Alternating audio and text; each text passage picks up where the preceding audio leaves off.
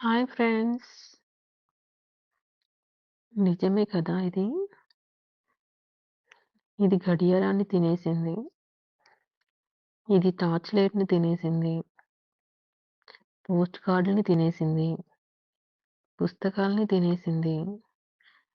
రేడియోని మింగేసింది. Tape రికార్డర్‌ను తినేసింది. కెమెరాను మాయం చేసింది. క్యాలిక్యులేటర్‌ను తినేసింది. ఇరుగు పొరుగుతో దోస్తీ తినేసింది. బంధుత్వాల్ని తినేసింది. ఇది మన మెమొరీని తినేసింది.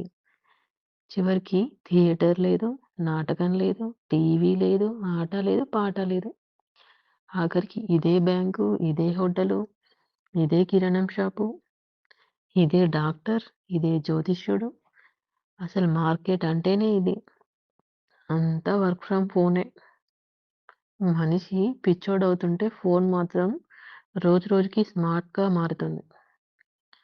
చిటికెన వేలు మనిషి జీవితాన్నే కాదు, మొత్తం ప్రపంచాన్నే శాసిస్తుంది. టచ్‌తోనే జీవితం. కానీ ఎవరికి ఎవరు టచ్‌లో లేరు. ఇదే నేటి జీవితం. కదా ఫ్రెండ్స్! ఫోను మనందరి జీవితాన్నే మార్చేసింది. Thank you. ఓం నమః శివాయ.